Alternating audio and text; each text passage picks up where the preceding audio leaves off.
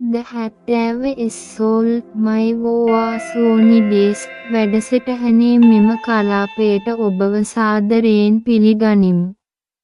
ජීවිතයේ ලස්සනම සහ ගැඹුරුම කතා බොහෝ විට සැඟවී ඇත්තේ අපගේම අත්දැකීම්වල නොපැහැදිලි ස්තර තුලය. අද ලේඛක රාජේෂ් චන්ද්‍රානි මදන්ලාල් ජේන් අපව ඔහුගේ අතීත මතකයන් වෙත රැගෙන යයි. මේ මීට වසර 48කට පෙර ජබල්පූර් ඉංජිනේරු විද්‍යාලයේ දින සිහිපත් කරන මතකයකි. නමුත් මෙය සැබවින්ම පියෙකුගේ නිහඬ ආදරය, තම පුතා ගැන ඔහු තුළ ඇති ආඩම්බරය සහ සමුගැනීමේ හා නැවත හමුවීමේ බලාපොරොත්තුව එකට ගැහෙන ඒ අපූරු මොහොත පිළිබඳ කතාවයි. අපි රාජේෂ් මහතාගේ මෙම සංවේදී මතකය, විචිත්‍රතා හෙවත් අසිරිමත් බවට සවන් දෙමු. මෙම මතකය වසර 40කට වඩා පැරණිය. එකල මම ජබල්පූර් ඉංජිනේරු විද්‍යාලයේ ඉගෙනුම ලැබුවෙමි. මම නිතරම ජබල්පූර් සහ වරාසෝනි අතර ගමන් කළෙමි. බාලගාක් සිට පැමිණෙන රජයේ ප්‍රවාහන සේවයේ හොඳ බස් රථය උදේ 5:30ට වරාසෝනි වෙත පැමිණියේය. වරාසෝනි සිට ජබල්පූර් බලා යන දවසේ මට ඉතා වේලාසනින් අවදි වීමට සිදුවිය. මම සූදානම් වී නිවසින් පිටවන විට මගේ පියා මා සමග බස් නැවතුම දක්වා ගියේය. බොහෝ විට මා සහ පියා පයින් ගියෙමු. මෙය ඔහුගේ උදෑසන ව්‍යායාමය සඳහාද මාර්ගයක් විය.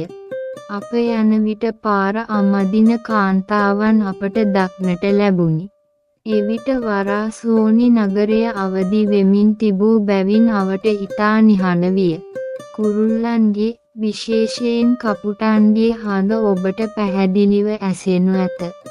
අපි බස් නැවතුමට පැමිණියෙමු. පියා අනෙකුත් මගීන් අතර තමා හඳුනන අයෙකු සෙවිය.